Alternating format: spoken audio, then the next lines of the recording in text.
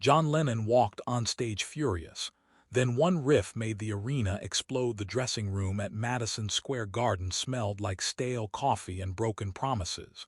December 13th, 1972. New York City. John Lennon was supposed to be celebrating. Instead, he was ready to walk out. The one-to-one benefit concert, 2 shows in one day to raise money for children with intellectual disabilities. Noble cause, terrible timing. John sat slumped in a metal folding chair, his face a mask of barely controlled rage. Yoko sat beside him, silent, knowing that anything she said right now would only make things worse. The first show had been a disaster. Technical failures, sound issues, and worst of all, the audience had been cold, distant, like they were watching a museum exhibit instead of a living, breathing performance. John Lennon, the man who'd helped change music forever with the Beatles, had just played to 20,000 people who acted like they were doing him a favor by showing up. "I can't do this again," John said, his voice flat, defeated. "I can't go back out there and pretend everything's fine." It had been 2 years since the Beatles broke up. 2 years of criticism, lawsuits, and public battles. 2 years of people telling him he'd made a mistake leaving the band. 2 years of being compared to his past instead of being appreciated for his present. And tonight, in front of 20,000 New Yorkers who'd paid good money to see him perform, John felt like a fraud. The second show was supposed to start in 30 minutes, but John wasn't moving. "Maybe we should cancel," Yoko said quietly. "Tell them you're sick." John laughed bitterly. "Sick? Yeah. Sick of being judged. Sick of being compared to what I used to be. Sick of performing for people who wish I was still in the Beatles." Phil Spector, who was producing the concert, knocked on the door. "John, we need you in 15 minutes. "Tell them to wait," John snapped.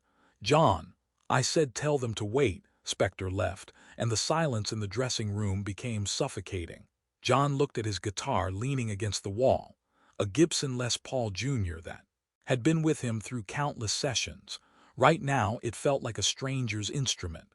"What am I doing here, Yoko?" John asked, his voice barely above a whisper. "What's the point of any of this?"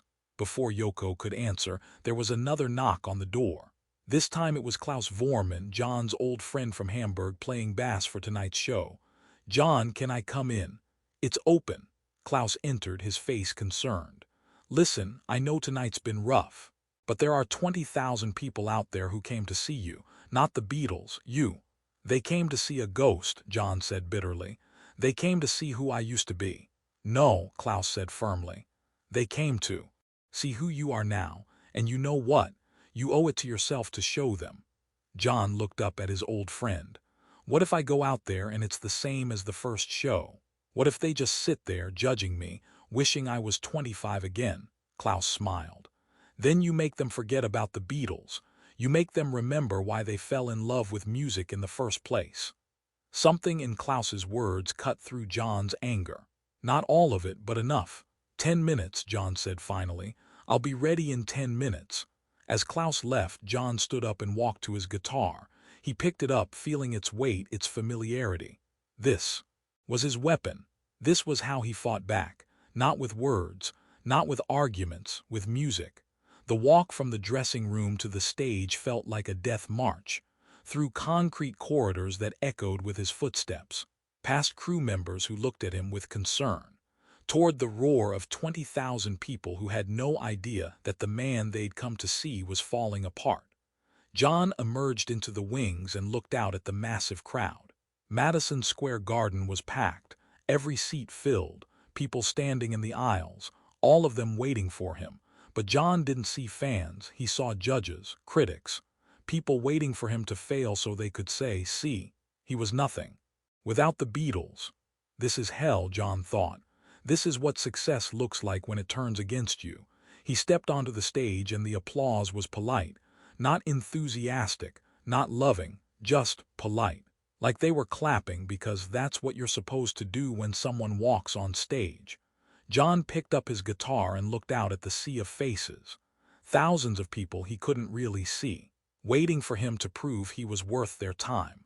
The band launched into "Come Together," and immediately John knew something was wrong. The energy wasn't there.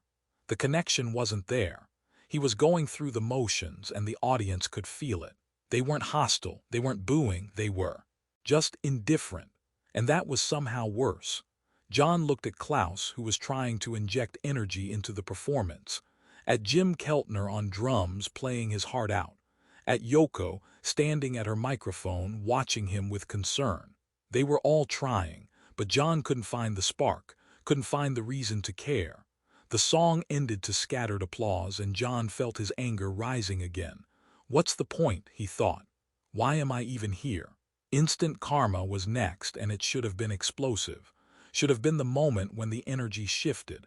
Instead, it fell flat. John's vocals were mechanical, lifeless. The guitar work was technically correct but emotionally empty.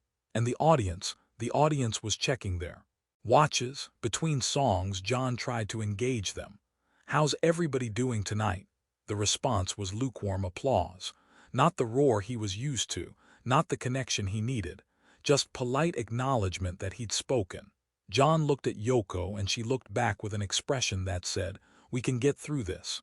But John wasn't sure he wanted to get through it. He was tired of fighting, tired of proving himself, tired of being John Lennon, former Beatle, instead of just John Lennon, musician. "Hey, before we continue with this incredible story, I need to give you an important warning. Many subscribers have reported that YouTube has removed their subscriptions without notice. Just take a quick look at the red button below to make sure you're still subscribed to the channel. I don't want you to miss any of the exclusive content that's coming up. And while you're there, leave that powerful like that helps me a lot with the algorithm. Oh, and tell me in the comments, which city are you watching from? I love getting to know every amazing person who is part of this community. Your participation makes all the difference. Let's interact." Imagine started, and for a moment, just a brief moment, something almost worked. The opening piano notes, simple and pure, cut through the tension. John's voice, usually so controlled, cracked slightly on the first verse. Not from technical failure, from emotion, from exhaustion, from the weight of carrying expectations that were impossible to meet. Imagine there's no heaven, it's easy if you try, but the audience wasn't imagining anything. They were sitting there, arms crossed, waiting to be impressed. Waiting for John to be who they wanted him to be instead of who he was. The song that had become an anthem for peace and hope felt hollow tonight. Empty. Like singing to a wall.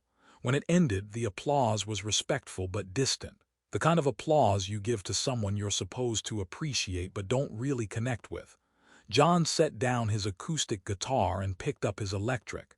His hands were shaking, not from nerves, from rage. Pure, undiluted rage at the situation he'd found himself in. He'd left the Beatles to be free, to make music on his own terms, to not be trapped by expectations and nostalgia.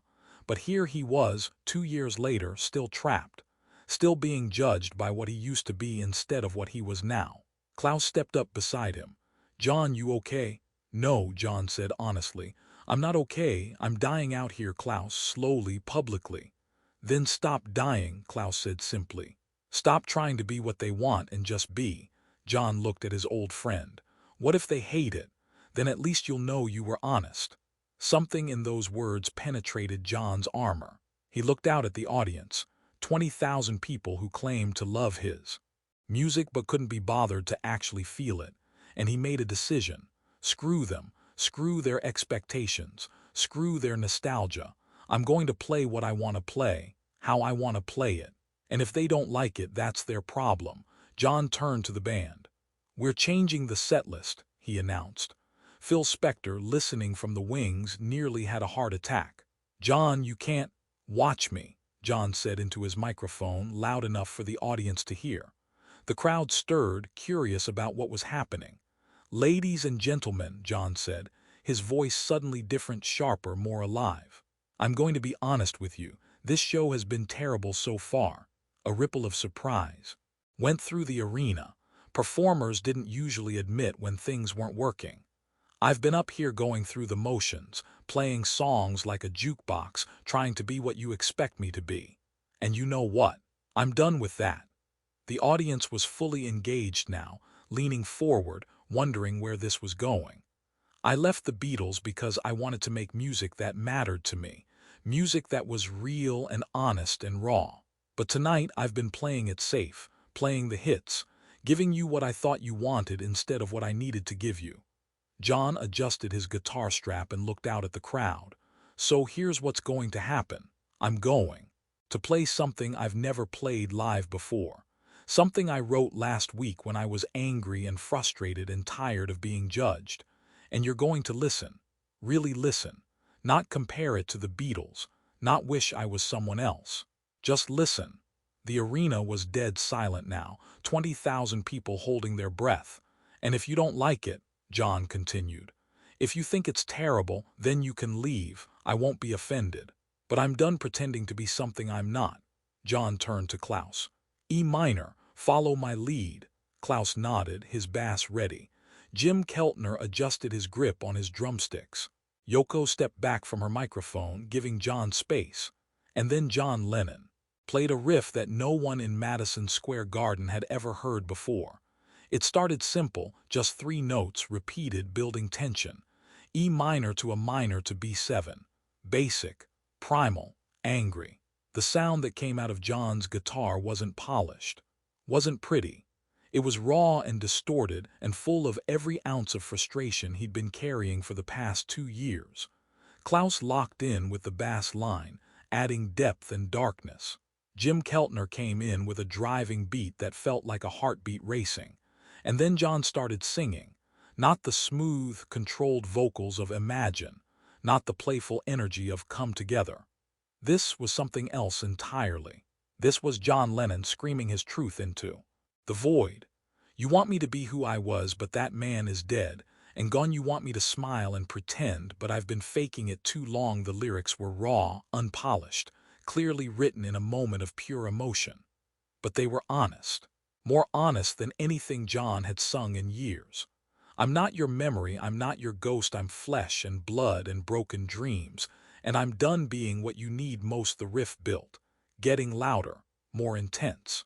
John's guitar work was aggressive, attacking the strings like they'd personally wronged him, and something miraculous started happening in the audience. People were standing up, not politely, not out of obligation, but because they were feeling something.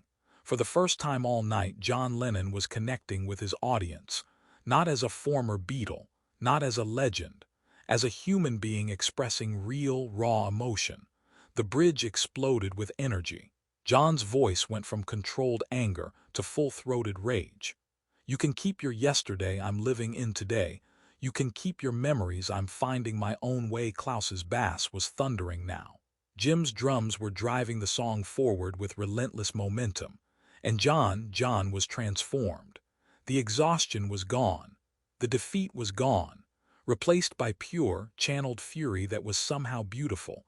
The audience was on their feet now, all 20,000 of them, not because they recognized the song, not because it reminded them of the Beatles, but because they were witnessing something real, something raw, something honest.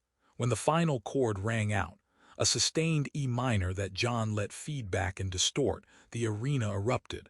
Not polite applause, not respectful acknowledgement, explosion, screaming, cheering. The kind of response that John hadn't heard since the Beatles' final concerts. But this was different. This wasn't nostalgia. This was appreciation for what was happening right now. John stood at the microphone, breathing hard, sweat pouring down his face. That, he said, his voice hoarse, is who I am now, take it or leave it. The response was deafening. The energy in Madison Square Garden had completely transformed. What had been a polite, distant audience was now fully engaged, leaning forward, listening, feeling. John looked out at the crowd with new eyes. These weren't judges anymore. These were people who wanted to connect, who wanted to experience something real. They'd just been waiting for John to give them permission to let go of their expectations. You know what? John said into the microphone, grinning now. I think we're finally having a concert. The crowd roared their agreement. Let's do this properly, shall we? What followed was the most electrifying performance of John Lennon's solo career, not because the songs were different, not because the technical execution improved, but because John had finally stopped trying to be what everyone expected and started being himself. Cold Turkey was next, and it was savage. John attacked the song with renewed energy, channeling all his frustration and pain into the performance. The audience responded with equal intensity, no longer passive observers but active participants. Between songs, John talked to the crowd. Really talked.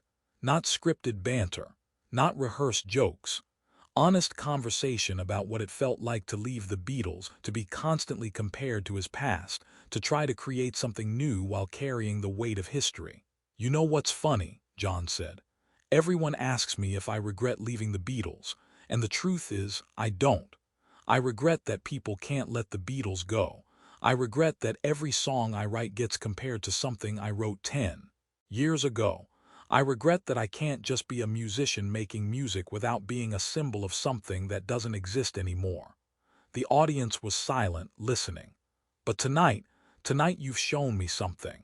You've shown me that if I'm honest, if I'm real, if I stop trying to be what you expect and just be, you'll meet me there. And that's all I've ever wanted." The applause was genuine, warm. Not for John Lennon, former Beatle. For John Lennon, human being.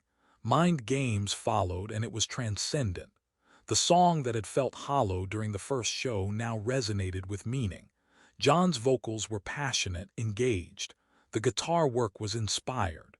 And the audience sang along, not screaming over the music, but harmonizing with it, creating something together.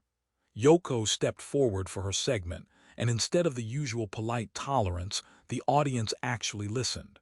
Her avant-garde vocalizations, which often confused mainstream audiences, were met with appreciation and applause.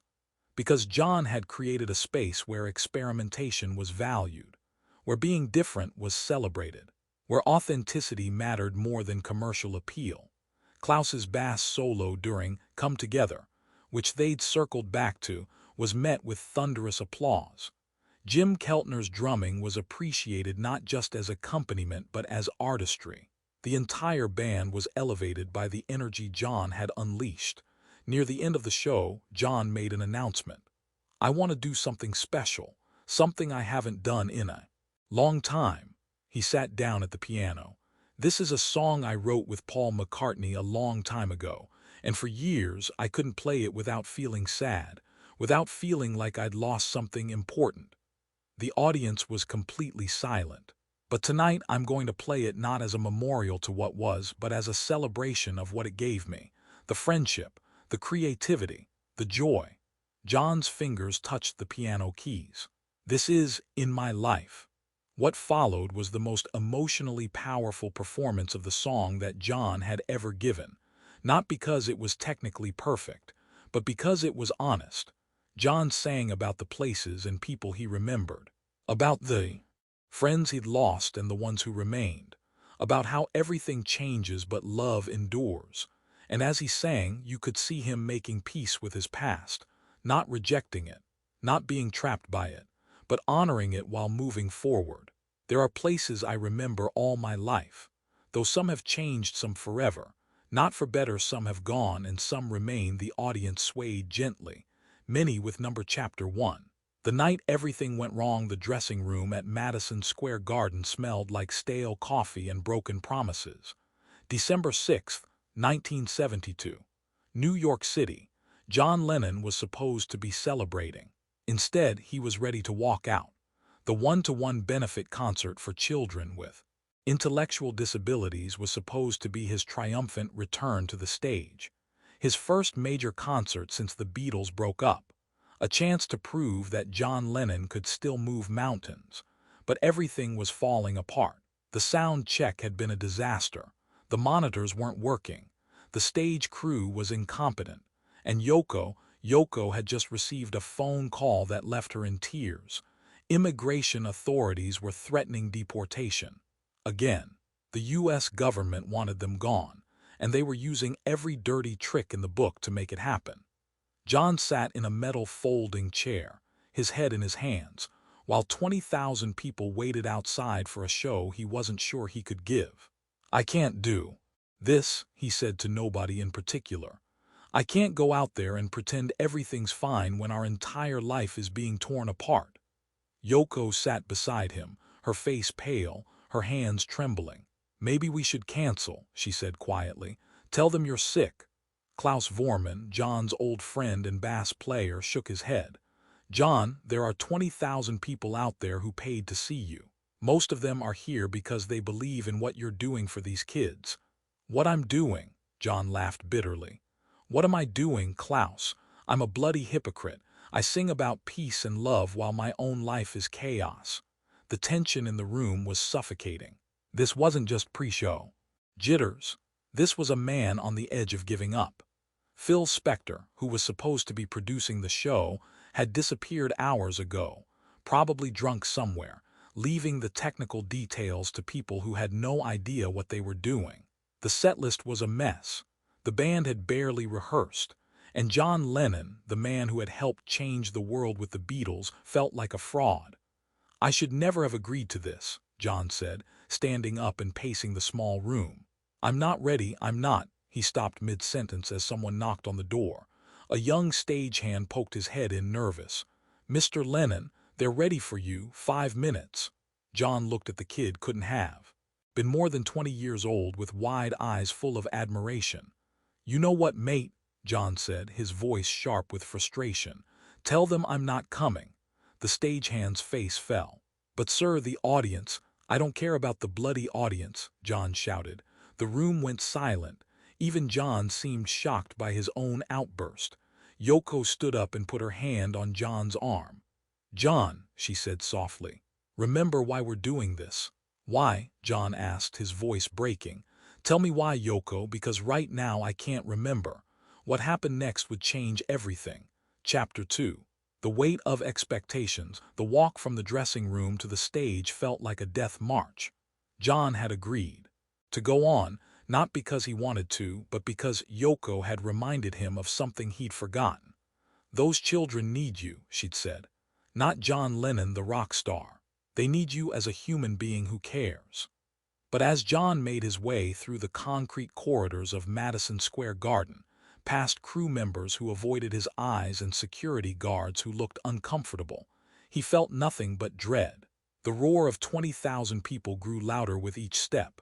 They were chanting his name. "John, John, John." But to John it sounded like pressure, like expectation, like judgment.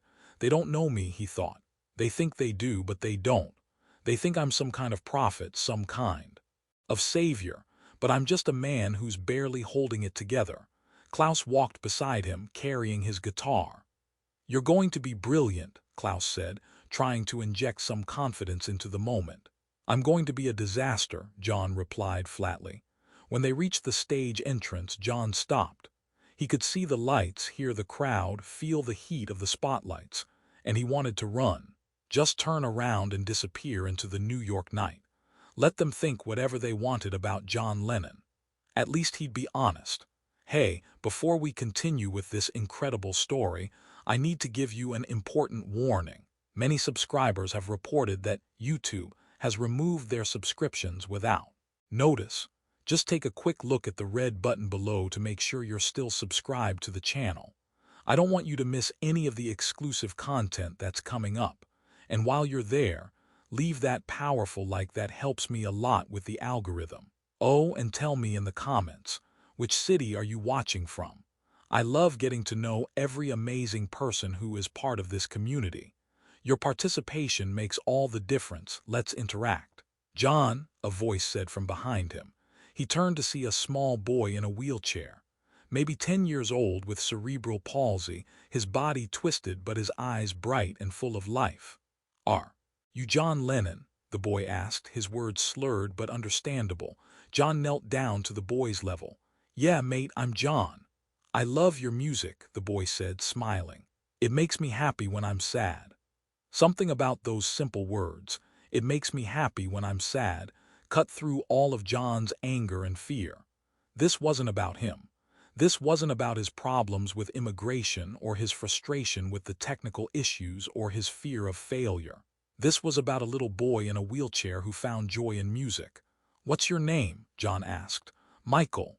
"Michael, I'm going to play a show for you tonight. Is that okay?" The boy nodded enthusiastically. "Can you play Imagine?" "That's my favorite." John felt his throat tighten. "Yeah, Michael, I can play Imagine." As John stood up and walked toward the stage, something had shifted. The anger was still there, the fear was still there. But now there was something else too, purpose. He stepped onto the stage, and the roar of the crowd hit him like a physical force. 20,000 people on their feet, screaming, crying, reaching toward him. John picked up his guitar and walked to the microphone. "Good evening, New York," he said, his voice flat, emotionless. The crowd cheered louder. "I'm not going to lie to you," John continued. "I almost didn't come out here tonight. I've had a rough day. A rough year, actually." The crowd quieted down, sensing that something unusual was happening. "But then I met a little boy backstage named Michael, and he reminded me why I'm here. So this show isn't for me. It's for Michael and all the kids like him who deserve better than what this world has given them." John strapped on his guitar and looked at his band. They were supposed to start with "Come Together," a safe choice, a crowd pleaser. But John didn't feel like playing it safe. He didn't feel like giving the crowd what they expected. He felt like being honest, brutally, uncomfortably honest. "We're going to start with something different," John said into the microphone.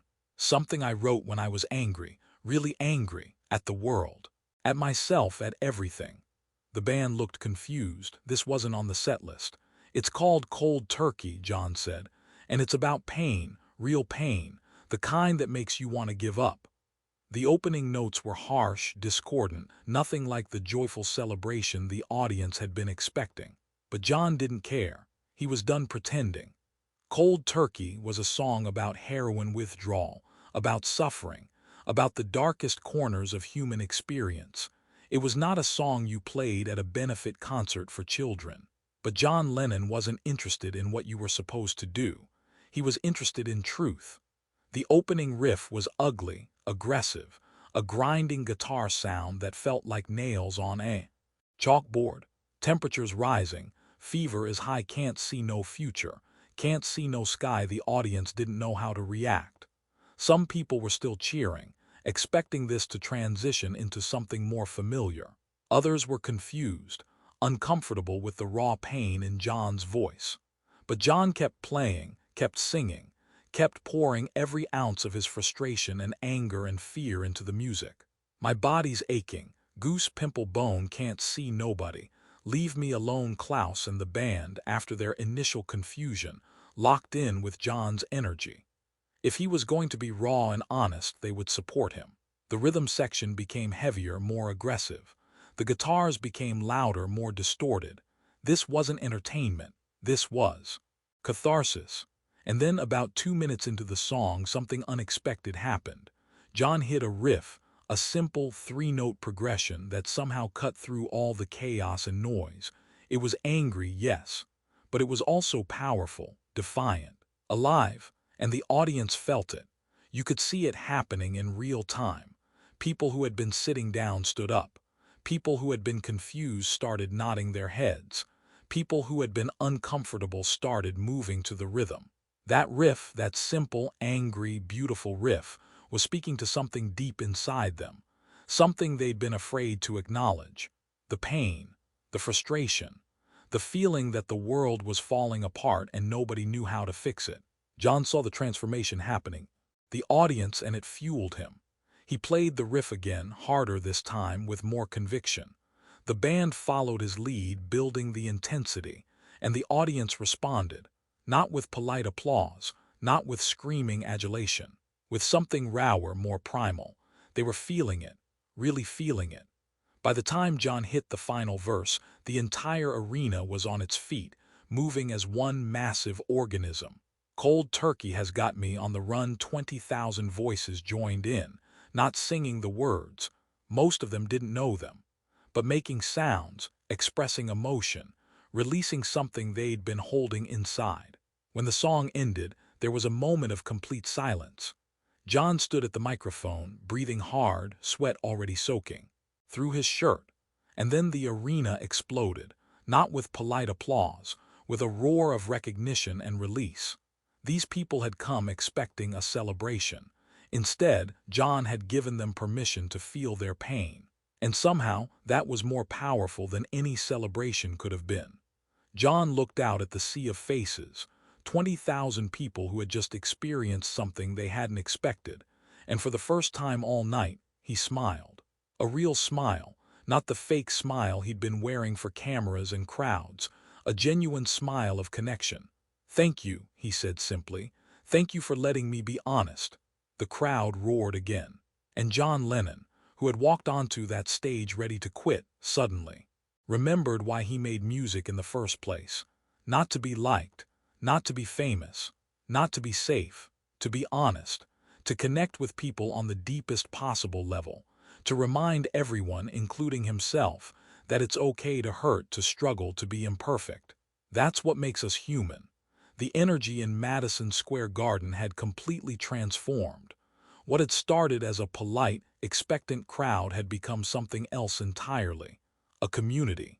A gathering of people who had just been given permission to feel everything they'd been holding back. John looked at Klaus, who was grinning from ear to ear. "What do you want to play next?" Klaus asked. John thought for a moment. The set list was out. The window now. They were improvising, following the energy of the room. "Mother," John said. Klaus's eyes widened. "Mother, John, that's—" "I know what it is," John interrupted. "It's the most painful song I've ever written, and these people need to hear it." "Mother" was John's primal scream therapy put to music. A song about abandonment, about childhood trauma, about the pain that never really goes away. It was not a song for a benefit concert, but John was done playing by the rules. The opening was stark, just John's voice and piano. "Mother, you had me, but I never had you." The arena went completely silent. You could hear people breathing. "I wanted you. You didn't want me." Some people in the audience started crying.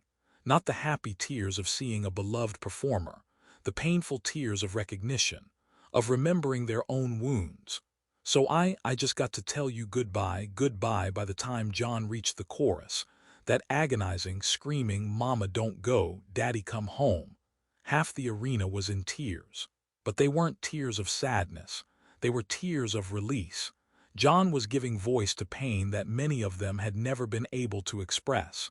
When the song ended, the applause was different, quieter, more respectful. The sound of people who had just witnessed something sacred. John wiped his eyes and looked out at the audience.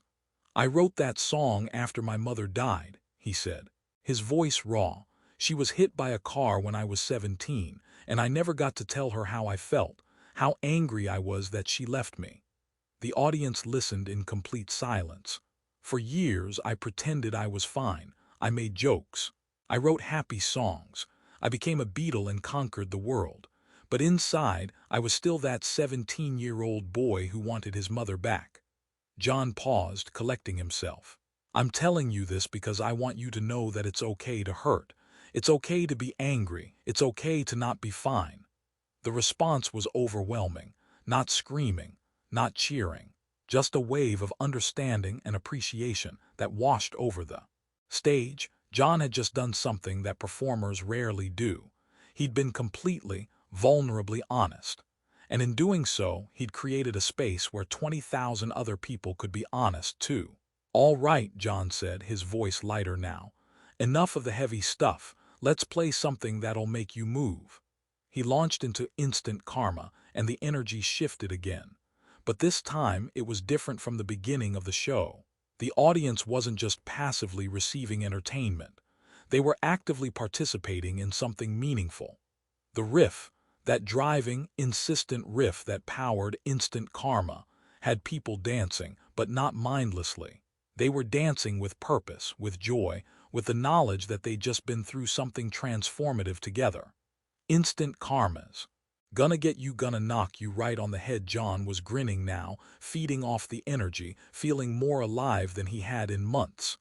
This was what music was supposed to be. Not a product, not a commodity, A connection, a conversation, a shared experience that changed everyone involved. As the song built to its climax, John looked out at the audience and saw something beautiful. People of all ages, all backgrounds, all walks of life, united in this moment, not because of who John Lennon was, but because of what the music had allowed them to feel. By the time John reached Imagine, the atmosphere in Madison Square Garden had become almost spiritual.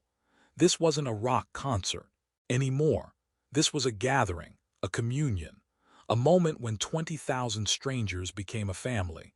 John sat at the piano, and before he played a single note, he thought about Michael, the little boy in the wheelchair who had asked for this song, who had reminded John why he made music in the first place. "This song is for Michael," John said into the microphone. "A brave little boy I met backstage who taught me something important tonight." He paused, looking out at the sea of faces. "He taught me that music isn't about being perfect. It's about being present. It's about showing up, even when you don't think you can, even when everything feels impossible."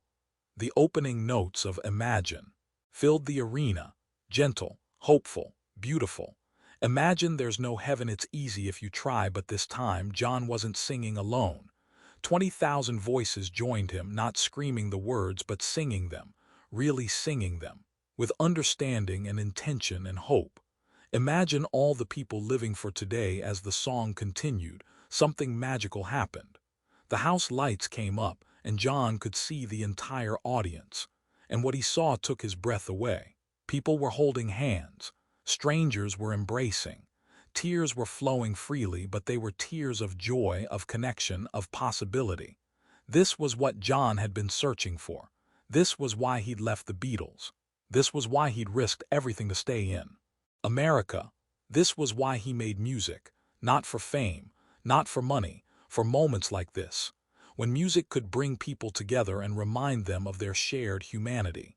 You may say I'm a dreamer, but I'm not the only one. The entire arena was singing now, and the sound was overwhelming. Not loud in an aggressive way, but powerful in its unity. 20,000 people declaring together that a better world was possible. That hope was still alive. That love could still win. When the song ended, John sat at the piano for a long moment, too emotional to speak. The applause was thunderous, but it felt different from any applause he'd ever received. This wasn't for John Lennon, the celebrity. This was for what they'd all just experienced together. Finally, John stood up and walked to the microphone. "I came here tonight ready to quit," he said, his voice shaking. "I was angry. I was scared. I was ready to give up on everything." The audience listened in complete silence. "But you, all of you, reminded me why I do this. You reminded me that music matters, that connection matters, that hope matters." He paused, wiping his eyes. "So thank you. Thank you for not giving up on me. Thank you for being here. Thank you for believing that we can make the world better, even when it seems impossible." The response was overwhelming. Not just applause, but a standing ovation that lasted for several minutes. John looked backstage and saw Yoko standing in the wings, tears streaming down her face. She mouthed the words, "I love you," and John felt something shift inside him. The anger that had been consuming him for months began to dissolve. The fear began to fade, and in its place was something he hadn't felt in a long time: peace. The concert at Madison Square Garden on December 6, 1972, became legendary. Not because of the technical perfection. There were plenty of mistakes. Not because of the setlist. John had thrown out the plan and improvised most of the show. But because of what happened in that room. 20,000 people experienced something transformative. They came expecting entertainment. They left changed. In the days following the concert, something remarkable happened. Letters started pouring into John's management office. Hundreds of them. Then thousands. People writing to share how that concert had affected them. A Vietnam veteran wrote, "I've been home for 2 years, but I've never really come home. That night when you played Mother, something broke open inside me. I cried for the first time since the war. Thank you for giving me permission to feel again." A mother of a disabled child wrote, My daughter has Down syndrome, and I've spent years feeling angry at the world for the challenges she faces. When you dedicated Imagine to Michael, I realized I've been focusing on what's wrong instead of what's possible. Thank you for changing my perspective. A college student wrote, I've been struggling with depression for years, hiding it from everyone. When you admitted you almost didn't come on stage when you showed us your vulnerability, it gave me the courage to ask for help. I started therapy last week. John read every letter, and with each one he understood more deeply what had happened that night. He hadn't just performed a concert. He'd created a space for healing, for honesty, for transformation. The benefit concert raised over $1.5 million for children with intellectual disabilities. But more importantly, it started a conversation about mental health, about vulnerability, about the importance of being honest about our struggles. Other performers began talking about John's approach that night, about how he'd thrown out the playbook and just been real with his audience. John showed us that you don't have to be perfect to be powerful, said Bob Dylan in an interview months later. He showed us that vulnerability is strength. The bootleg recordings from that night became some of the most sought-after John Lennon material in existence. Not because of the musical quality, the sound was often muddy and imperfect, but because you could hear the transformation happening in real time. You could hear John going from angry and defeated to connected and hopeful. You could hear the audience going from passive observers to active participants. You could hear the moment when music became more than entertainment, when it became healing. John Lennon never forgot that night at Madison Square Garden. In interviews over the following years, he often referred to it as the moment he remembered why he made music. I was ready to give up, he told Rolling Stone in 1975. I was so angry at the world, at the government, at myself. But that night I learned something important. What was that? The interviewer asked. That anger can be transformed into art. That vulnerability is not weakness. That the most powerful thing you can do is be honest, even when it's uncomfortable. The concert also changed how John approached his music. He stopped trying to write hits and started writing truth. Albums like Mind Games and Walls and Bridges were deeply personal, exploring themes of pain, hope, and transformation. They weren't always commercially successful, but they were honest. And for John, that mattered more than anything else.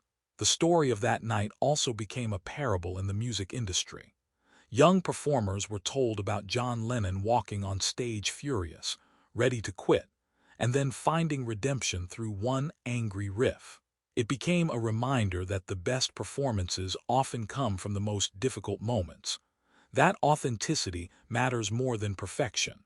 That connecting with your audience is more important than impressing them. Michael, the little boy in the wheelchair who had asked John to play Imagine, became a lifelong friend. John stayed in touch with him and his family, visiting whenever he was in New York. John never forgot me, Michael said in an interview decades later. He would call on my birthday, send me records, ask how I was doing. He made me feel like I mattered. When John was killed in 1980, Michael was devastated, but he found comfort in the memory of that night at Madison Square Garden. John taught me that night that being different, being imperfect, being vulnerable, those aren't weaknesses, Michael said. Those are the things that make us human, and being human is beautiful.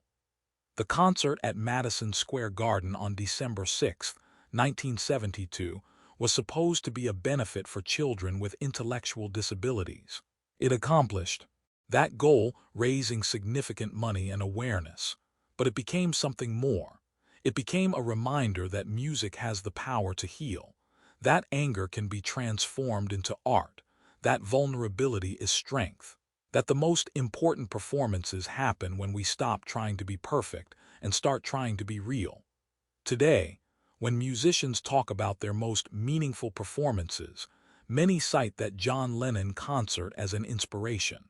Not because of the technical brilliance, not because of the commercial success, but because of what happened in that room. 20,000 people came together and experienced something transformative. They were given permission to feel, to hurt, to hope, to be human. And it all started with one angry man, one simple riff and the courage to be honest. John Lennon walked onto that stage furious, ready to quit, convinced he had nothing left to give. He walked off transformed, reminded of his purpose, reconnected to his art. And 20,000 people walked out changed, carrying with them the knowledge that it's okay to struggle, okay to hurt, okay to be imperfect.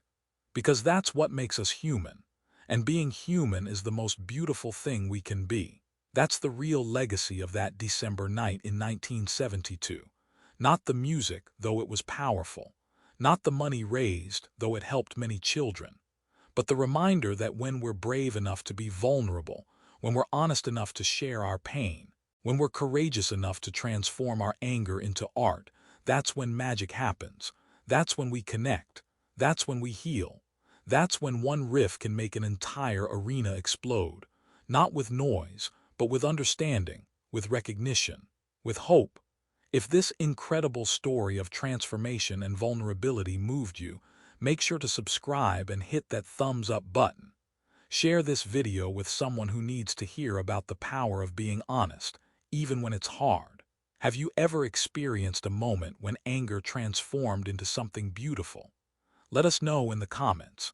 And don't forget to ring that notification bell for more untold stories about the moments that reveal the truth behind the legends.